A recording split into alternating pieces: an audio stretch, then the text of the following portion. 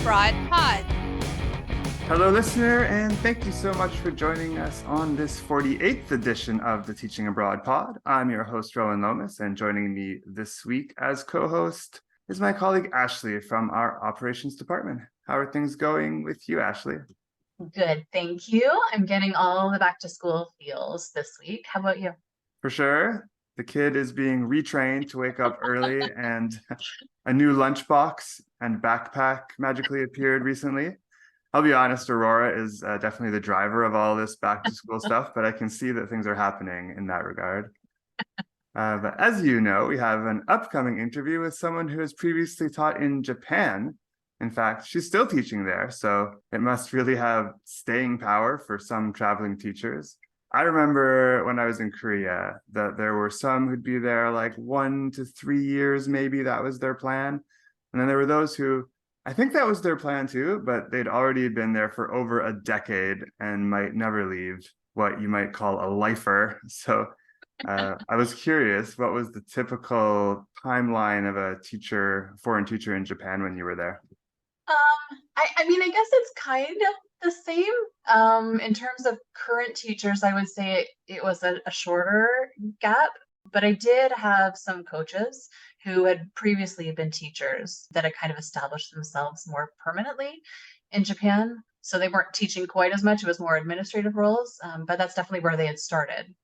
So it's certainly very easy to understand why someone could make that decision. When you say coaches, you mean like at an international school? They're like a sports coach or something like that? No, at the school. So, they were kind of one step up from teachers. So I guess I didn't really want to call them supervisors, but that's kind of what they were in a sense. Oh, like senior teachers. Yeah. That's exactly it. Gotcha. All right. Well, as I mentioned shortly, we'll have an interview with longtime Japan teacher Kirsten Erb, who has taught in all sorts of school types, and I think has some tips on how to deal with some of the less than ideal situations you might find yourself in with some, shall we say, questionably managed institutes, and who has traveled to many amazing sites around the country that I can't wait to hear about. But first, a word from our sponsor. With Oxford Seminars, starting your new career teaching ESL couldn't be easier. Oxford Seminars has trained more than 70,000 teachers over the past 30 years, and you could be next. Our comprehensive 120-hour program starts with live instruction from an experienced ESL teacher, followed by convenient online modules. If your goal is to relocate overseas or even teach from the comfort of your own home, Oxford Seminars' renowned lifetime job placement service will get you where you want to be. Right now, you can get $50 off your Oxford Seminars TESOL TESOL TEFL course price when paying in full by calling 1-888-225-2480 and giving the code TEACHINGABROADPOD. Visit oxfordseminars.com today to find out more. Welcome back, listeners. We are now joined by TESOL course graduate Kirsten Erb, who's been teaching in Japan since way back in 2017. She has a bachelor's degree majoring in English from St. Thomas University and has taught students ranging in age from practically infant to 19 at a variety of language schools and preschools. Welcome to the pod, Kirsten. Hi. I'll launch into it. Having done this myself, I do have some idea of what might happen here, but could you tell us how you teach English to a student who is 0 years of age? How does that work exactly? So when it's a child that young, it's actually a mom and baby class.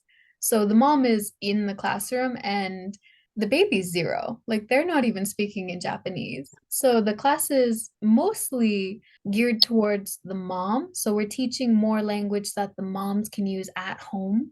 Mm-hmm. So like, oh, apple. Do you want apples? Like simple things like that, just like fruit names, like do you want? That way the mom, when they're talking to the kids at home, can ask them, do you want juice? Do you want an apple? And that way the kids like hearing it. It is sometimes a little challenging because sometimes you get moms who will come in with the baby and they're thinking that we're going to teach the baby. Like they're expecting us to like have a conversation with their 0-year-old. Which, it's fun. It's fun to chat with the little ones, but they're not really going to respond. Yeah. So sometimes the moms are a little like shocked when they actually have to like do the lesson too. But usually it's pretty good. Usually they know what they're getting into. And it's kind of, if you like babies, some of the moms are really friendly and they're like, here, hold her. And you get to just like hold a little baby and just like chat with the mom and get paid for it. So honestly, I think it's kind of like I'm getting paid to hold a cute little thing that just wants to snuggle. Like Yeah. I'm winning in life. This doesn't involve changing diapers then. That doesn't involve changing diapers. However, working at preschools definitely does. So it could be something you encounter depending on the school and age range. Even at Eikaiwas, so Eikaiwas are like really different from preschools because Eikaiwas are like the after school classes. So you're usually teaching kids after they finish school. But even then, the parents aren't there. So when you're teaching like 2-year-olds and 3-year-olds, the parents don't always leave diapers because the classes are only like 30 to 40 minutes. So if the kid has a big accident, you don't have a diaper. There's not really a lot you can do. And a lot of schools, for, just safety purposes, so that parents can't say, like, well, what was she doing with my child in the bathroom? They don't want us to, like, Yeah. change the diaper. So that can cause some problems when there's a big blowout and there's no way to fix it. I'm glad I never encountered that in my Hagwon job. But now that you say it, those moms and tots classes, they do sound like a really interesting demographic and not one I've really heard of outside of Japan. So I think maybe some schools in other countries are missing out on a whole other revenue source they could be tapping into. I think it's really good, especially if the parent is considering putting the kids in the school or in the program when they get older, because at that point, the kid's already comfortable with you. Like the kid Good already point. knows you because he's been there and seen you. So it makes the transition a lot easier when they do join the class without mom.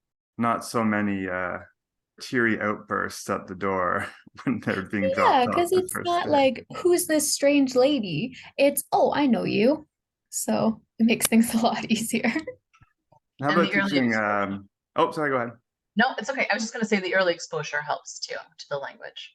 Exactly. Yeah. Especially, what is it, like 0 to 6 months or something, where the kid's brain is just like a sponge and just absorbs everything? Mm. Absolutely. So my next question was about teaching older teenagers. How would you say it compares to working with teens in North America? And what advice would you have for keeping older teens engaged in the subject matter? I think the biggest difference, like I didn't teach when I was in Canada because I was still in university at the time. But just thinking back to my days at school and just like how we reacted in the classroom, we were a lot more verbal. Like we weren't really nervous if we made a mistake. A teacher asked a question, we would all like just shout out an answer. If we were wrong, we were wrong. But in Japan, it's more, there's this fear of being wrong or of like going against the group idea. So the older classes, the struggle can kind of be they don't want to answer if they think their answer is going to be different from their friends. So things like when we have debate classes, that can be a little difficult because if one kid answers one thing and all the other kids answer something else, then that kid's going to switch teams. That's a terrible debate. Yeah, it's not a very good debate. Usually what ends up happening is I will choose a side and then everyone else can have the other side and we debate against each other. It's not nearly as fun. Of course there are exceptions. Like there are kids here who are very like outspoken and very like they have their opinion and they'll defend it. But there is kind of more of a group mindset here. So sometimes having discussions in class can be a little hard. There's this sort of idea there's only one answer that's correct and they all want to answer correctly. But the respect is really important here. Like I've never had an older student who's rude. If they show up late for class, they like apologize. They always do their homework, which is lovely. And they usually are very interested in you. Like they don't really want to talk about themselves so much, but they want to ask you like, oh, what's Canada like? What kind of food is there? They're okay asking questions, but they're not always happy answering questions. Pros and cons for sure. Right. What drew you to Japan in the first place? This is actually kind of terrible. Oh no. So I was in university and I was studying English and psychology, and I was planning on going to like a teacher's college afterwards. But I had a professor in university who had taught like in Korea for a few years. So he was like, before you go, maybe take a year, get your TESOL, teach abroad, see how it goes. So I thought, well, I do want to travel, so that sounds good. So I literally Googled safest country for single females. And Japan popped up. So I was like, okay. That's a very valid Google It search, I would say. 100%. Yeah, I agree. Oh, but I feel so bad because like Japanese friends, when we're like first getting to know each other, will ask like, "Oh, why did you want to come to Japan?" And like my answer is Google said it was safe. I usually just say like, "Oh, the nature is beautiful." Well, I mean, Honestly, not though, Japan either. So. did you find Google was correct in its assessment? I think Google was very correct in its assessment. Like in Canada, sometimes walking home after school or after work, like I would be nervous if it was dark, or like I would just call a taxi because I didn't feel safe. In Japan, like no matter what time of night it's been, I've walked. If I miss last train, I'll just walk home. I've never been bothered, I've never been harassed. Even a couple times people have like stopped me and just asked like, "Are you okay? Are you lost?" Because, Google Maps is not always reliable. But Glad to hear. safety, like biggest concern is probably earthquakes. Fair. That's fair. So, what are some of the must-see places people shouldn't miss when they're traveling or teaching in Japan, from your experience? If you like naturey places and you come in the summer season, you should really, really try the Mount Fuji hike. It is a little bit tough and it is quite busy because it's not open for a long period of time, but the sunrise at like the top of the mountain is so beautiful. And the Fushimi Inari Shrine in Kyoto. Like I think Kyoto is probably my number one recommendation. Kyoto is absolutely beautiful. They have such a rich history and so many like temples and old buildings and nature. And then Hiroshima. I think out of all the places I've lived, Hiroshima is the best place. They have a lot of stuff, but it's more like history. So you can go see the Bomb Dome and the Peace Park, and they have a museum there, which is very, very sad, but I think it's something that's very good to check out. And then they also have Miyajima and Okunoshima, which is another history island. It used to be like a gas producing factory in the war. And then when, the war was ending, they burnt all the buildings. And now you can go see all the old buildings, and it's an entire island filled with wild rabbits. Sounds Yeah, I'm amazing. not kidding. Right now, the population is like 1,000. So you just go and there are just 1,000 little bunnies who have no natural predators. So they're not afraid of you. And they just like charge you because you can buy like food and like feed them all. So it's so cool. Like a giant rabbit petting zoo? Yes, it's so cool. But be careful because I made the mistake. Made like a sandwich because there's not really anywhere to eat on the island. So you have to bring food. And I was sitting down to eat my sandwich. And a bunny stole my sandwich. Oh, no. It was so sad. Well, what are you supposed to do? Do you see that cute little face? What are you supposed to do? Just like take it back? Reminds me of the Oh, well. time my brother-in-law's dog stole my ribs at a barbecue right out of my hand. Never Oh, forgave that dog. he was hungry. Do you have any recommendations for specific restaurants to visit and foods to try? So I'm actually vegan, which means a lot of the like really popular restaurants like Ichiraku Ramen and stuff don't have stuff I can eat at. Hmm. There's this really good restaurant in Ueno, and I'm not really sure what the name is, but it's a vegan ramen and it's inside like Ueno Station, like inside the ticket gate. And they have vegan ramens and like vegan soups, and it is so good. They have this yuzu ramen and like buy a ticket to Japan just for yuzu ramen. Like it is that good. If you find the name, you can email it to us and we can add that in as a caption or something. Yeah, you have to go there. It's so, so good. And then there's this place in Ikebukuro, and they have a couple locations. So there's one in Shinjuku and I think one in like Ginza. They have these heavenly pancakes, and it's called Ein Sof. and it's so good. Like they're the best pancakes I've ever tried in the entire world. And I'm from Canada. Are these They're like also really good. sweet pancakes or savory? They're sweet and they come with like seasonal fruit and then little like homemade like almond gelato on top. And Yeah. then you can also get things like vegan burgers and like vegan curries and stuff there, but pancakes, go for the pancakes. Love it. What about drinks? Is there anything special or exciting beyond your typical sake or kiranishiben? It really depends where you are. So Nihonshu is pretty popular. And you can get it like pretty much at any izakaya. And Nihonshu is just like another type of alcohol. I'm not really sure what it is, but you can get it like hot. So it's really good. And when it's warm, it doesn't have like that sting of alcohol. Do you know what I mean? Yeah, yeah, I've had sake warm, so I got you. And then I guess beer is pretty popular here. Like different areas have different like beers. So like Asahi is from Hokkaido. And if you go to Hokkaido, they have like a special type of Asahi beer you can only get there. Like they don't have it anywhere else in Japan. You have to go to Hokkaido to try that beer. So it's like a point of pride because my Hokkaido friends always like, we have the best beer. But then if you go to Okinawa, it's like the Orion beer, and they'll tell you like Orion's the best beer. Is there any sort of like craft beer scene? If I wanted a West Coast IPA, let's say, do they do things like that?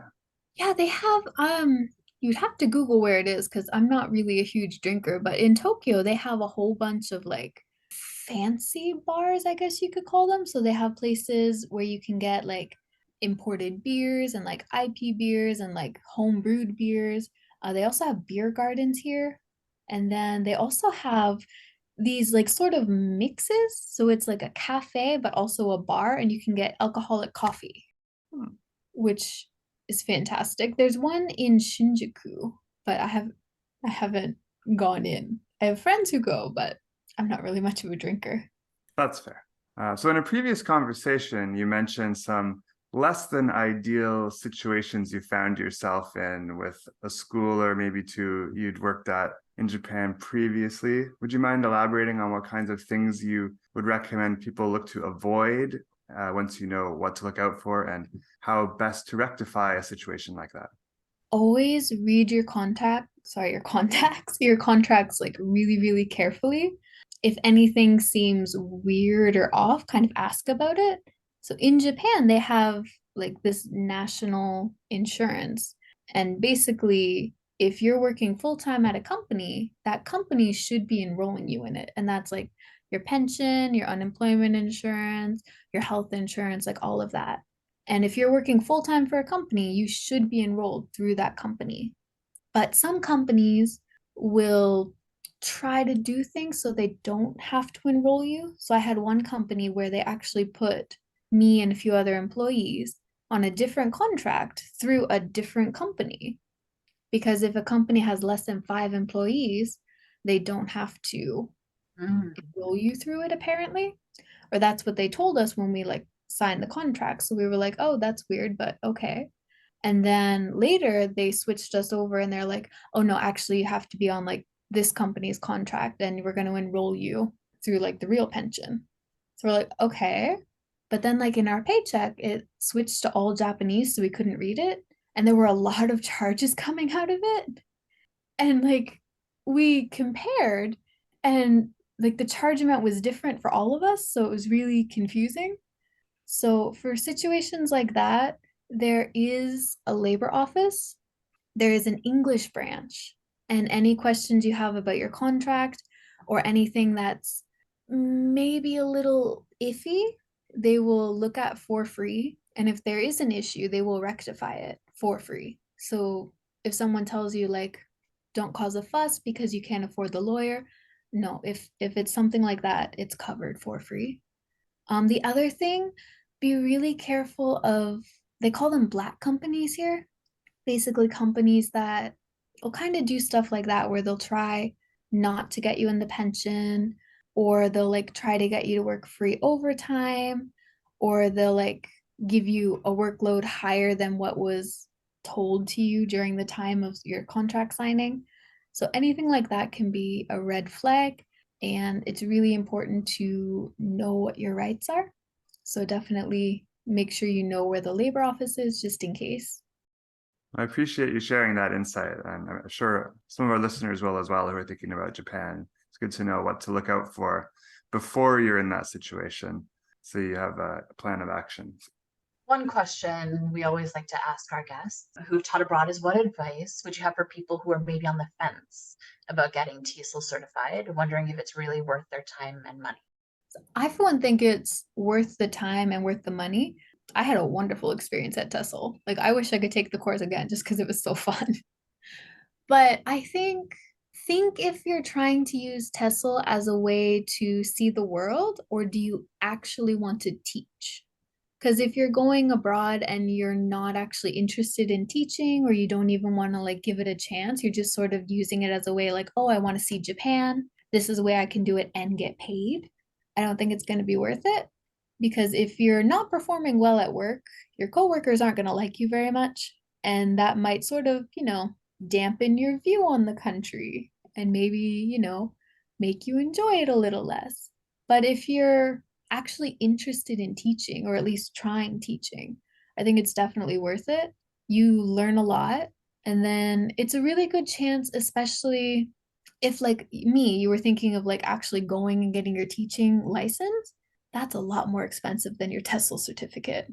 Get your TESOL certificate first.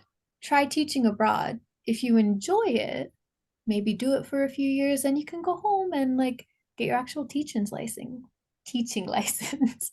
It's 9 p.m. here, so my English is done for the day.